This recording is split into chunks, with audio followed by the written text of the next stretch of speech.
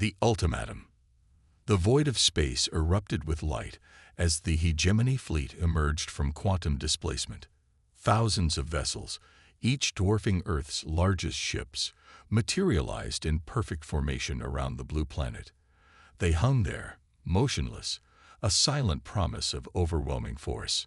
In the observation chamber of the flagship Indomitable, Supreme Commander Xorath watched the planet with 6 crystalline eyes. Earth, such an unremarkable world by galactic standards. Yet somehow, this backwater planet had managed to avoid detection and assimilation for centuries. The hegemony had only discovered them 50 years ago, and the Council had decided to observe rather than immediately conquer. A mistake. Xorath hissed through membranous gill slits. We should have taken them when they were even weaker. His second-in-command, Sub-Commander Ilara, nodded her elongated head. The Council believes watching them develop naturally provided valuable anthropological data. The Council prioritizes knowledge over security.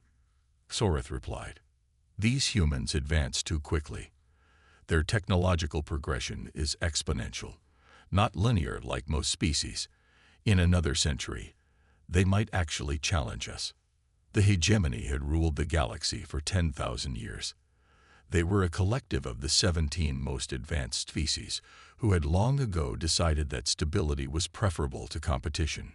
New species were either incorporated or subjugated, for their own good, of course. Resistance was rare, and successful resistance unheard of. Prepare the broadcast, Xorath ordered. Let us see how they respond to inevitability. On Earth, panic erupted as the alien fleet appeared. Military installations worldwide went to high alert. Nuclear weapons, primitive but still deadly, were readied. Communications networks became flooded with frantic messages, prayers, conspiracy theories, and resignation. In an underground bunker beneath the Rocky Mountains, the United Earth Defense Council convened an emergency session. Leaders from every major nation watched in stunned silence as the alien transmission began playing on the central screen. The alien appeared vaguely insectoid, with a chidnous exoskeleton and multiple eyes. When it spoke, the words came through in perfect English, translated by their advanced technology. People of Earth, I am Supreme Commander Xorath of the Galactic Hegemony. Your planet has been selected for incorporation into our collective. This is not a negotiation. You will surrender all military assets, dismantle your governments, and prepare to receive our guidance. Resistance will result in selective orbital bombardment of population centers until compliance is achieved. You have 24 hours to signal your surrender. This is a mercy rarely granted. The transmission ended, leaving the room in shocked silence. General Amara Chen, head of Earth's combined military forces, was the first to speak. We can't fight them. Not conventionally. Their technology is centuries beyond ours. Then we surrender? Asked the European Union president, his voice strained. No, said Dr. Maya Rodriguez, head of the Theoretical Weapons Division. All eyes turned to her. We appear to surrender. For the next 18 hours, the Defense Council worked feverishly, coordinating with scientific teams and military units worldwide. A plan emerged, desperate, certainly, but not without hope. It relied on the one advantage humans had always possessed: creativity born of desperation. 6 hours before the deadline, Earth transmitted its response. President Lai of the United Earth Government appeared on screen, her expression solemn but dignified. Supreme Commander Xorath, after consultation with Earth's leadership, we recognize the futility of resistance. We will comply with your demands and await further instructions. In the observation chamber, Xorath's mandibles clicked in satisfaction. As expected, prepare landing parties and administrative units. I want control of their major government centers within 48 hours. Ilara hesitated, her sensor appendages twitching. Commander, this seems too easy. Our intelligence suggested humans are unusually obstinate.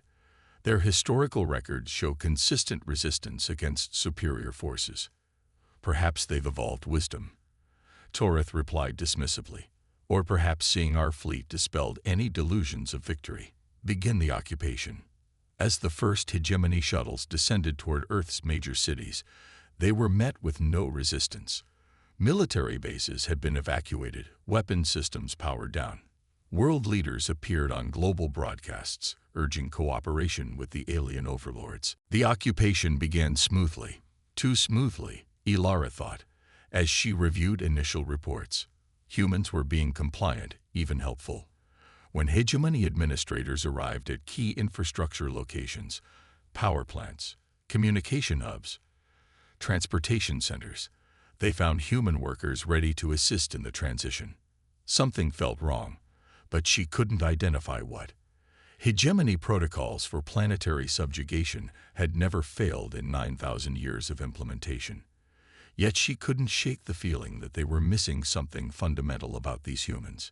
In a subterranean facility, beneath what had once been NORAD, General Chen watched the occupation unfold through a network of hidden cameras. Beside her, Dr. Rodriguez monitored energy readings from hegemony vessels. Phase 1 is proceeding as planned, Chen reported to the gathered Earth leadership. They believe we've surrendered completely. Their guard is down. What about their detection capabilities? Asked Admiral Kagawa of the former Japanese Maritime Self-Defense Force. Won't they sense our hidden operations? Dr. Rodriguez shook her head. That's the beauty of it.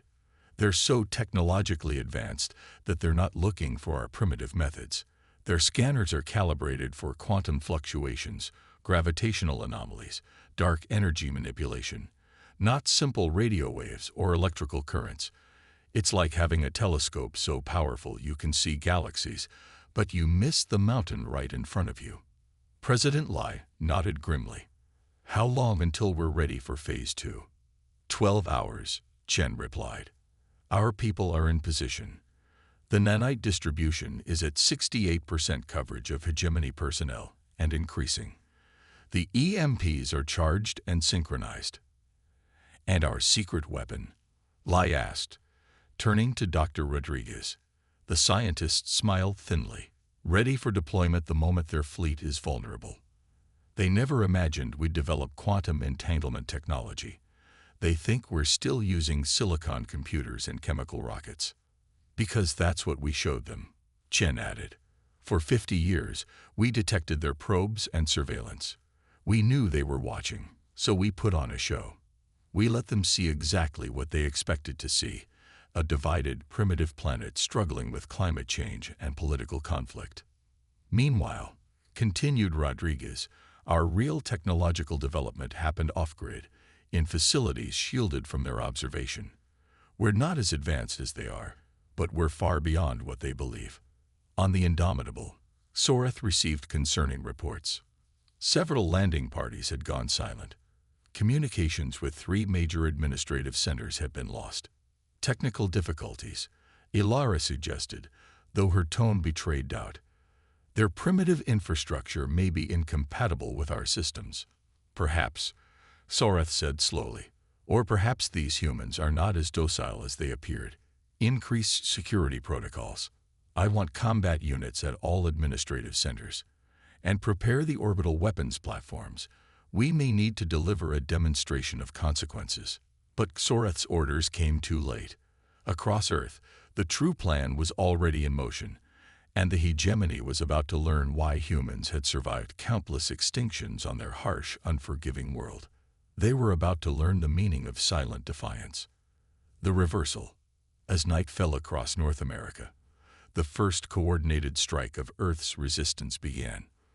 Thousands of hegemony administrators and soldiers had been exposed to specially engineered nanites, microscopic machines that had attached themselves to the aliens' neural systems.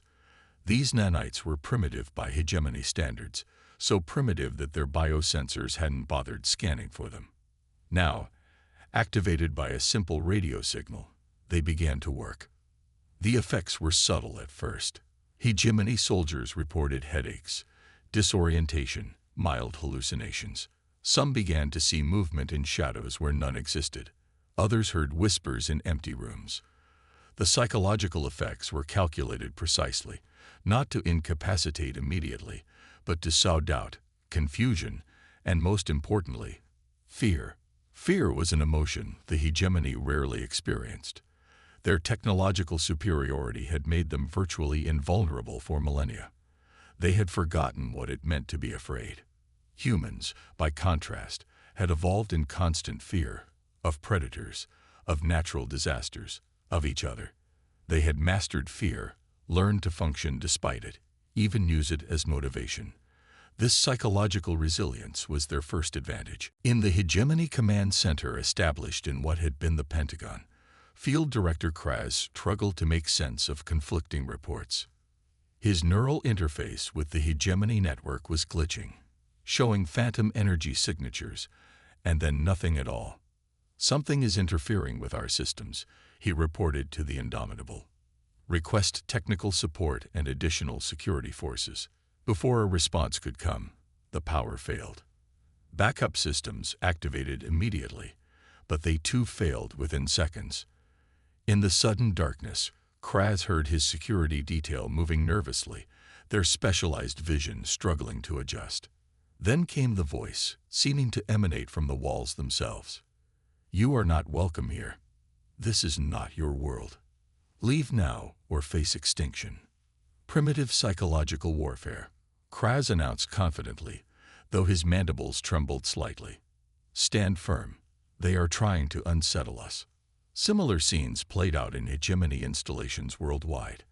And while the aliens struggled with failing systems and growing unease, the human resistance implemented the second phase of their plan. The synchronized EMPs detonated at precise coordinates around the globe, each carefully calculated to affect hegemony technology, while minimizing damage to Earth's infrastructure. The pulses were modulated to bypass the aliens' standard shields, another advantage of having observed their technology for years without their knowledge.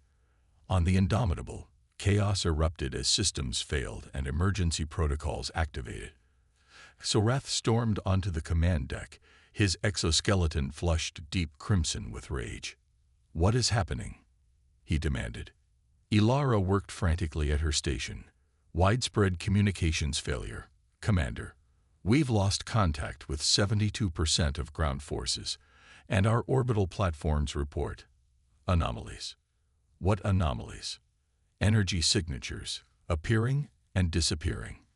Possibly some form of stealth technology, but more sophisticated than humans should possess. Exoreth slammed a clawed appendage against the command console. "Impossible. Their technological level is centuries behind ours. Unless," Ilara said slowly, "they knew we were watching and deliberately missiled us." The realization hit Soreth like a physical blow. The hegemony had been observing Earth for decades, cataloging their technology, assessing their threat level. But what if everything they'd seen had been carefully staged? A planetary-scale deception designed specifically to lull them into underestimating humanity. "Launch fighters," he ordered. "Target their major military installations. Show them the consequence of defiance." But as the hegemony fighters deployed from the massive carrier ships, they encountered yet another surprise. From concealed silos across Earth's surface, thousands of small, unmanned drones launched skyward. Each drone was equipped with a single quantum entanglement device, Dr. Rodriguez's secret weapon. These devices didn't need to destroy the hegemony ships directly. Instead, they created localized quantum disruptions that interfered with the aliens' navigation systems and weapons targeting.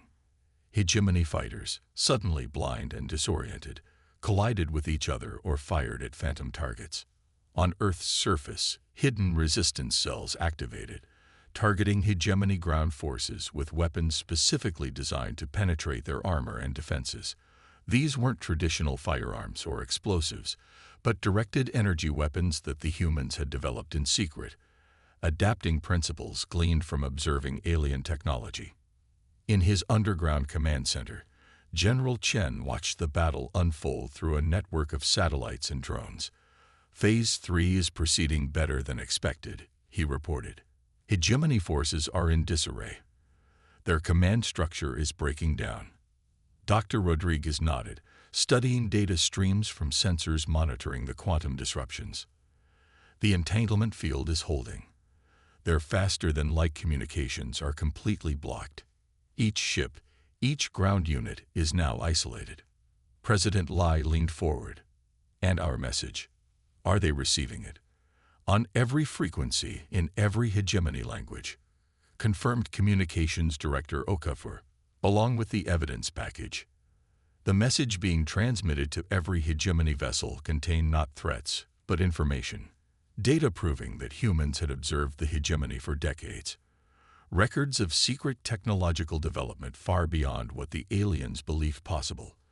And most damning of all, evidence that the Hegemony Council had been aware of humanity's true potential and had deliberately ordered their subjugation before humans could join the galactic community as equals. On the Indomitable, as systems continued to fail and reports of losses mounted, Xoreth faced the greatest crisis of his long career.